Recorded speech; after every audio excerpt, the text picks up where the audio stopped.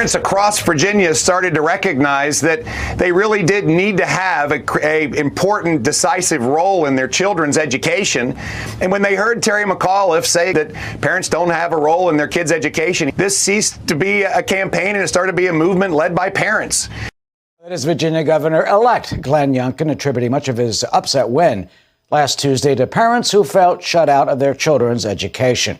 Well, you know, when the dust settles over all of this, a big question remains. How do we make our nation's schools better? You know, despite major funding, we're losing our competitive edge in the world, say studies.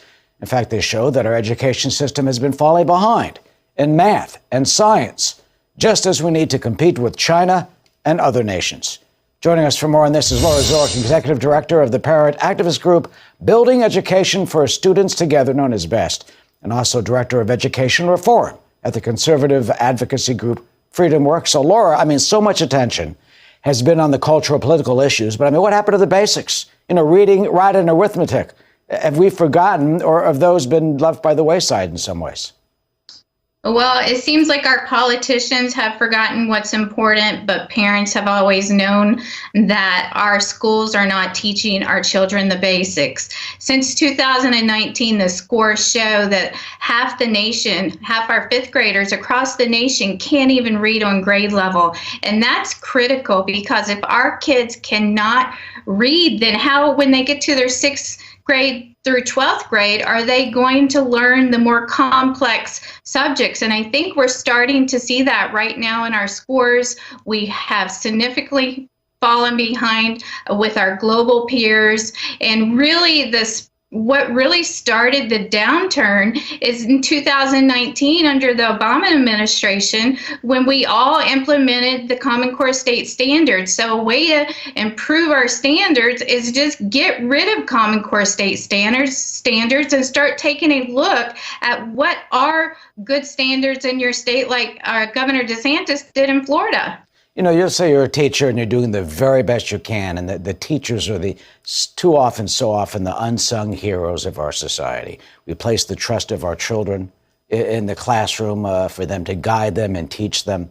But where does it sometimes go off course? I mean, you talk about other nations. How does China do it? How do these other nations do it? And, you know, when these scores show that we've been declining? Well, I think we've just gotten too politically correct.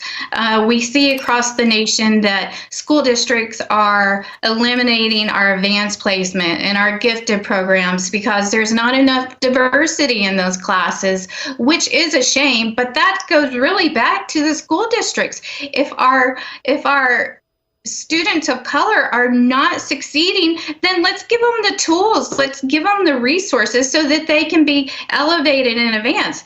Don't take them all, don't eliminate the entire advanced placement program just because there's not enough diversity in it. And I really see across the nation, we've gotten so politically correct. We have social and emotional learning that's taking up our classroom time. We have all the Common Core state standards we know that are failing. And the critical race theory, we know that that is divisive and it does not even need to be in our classrooms. You know, here in New York City, outgoing Mayor Bill de Blasio's getting rid of, or trying to, the Gifted and Talented program.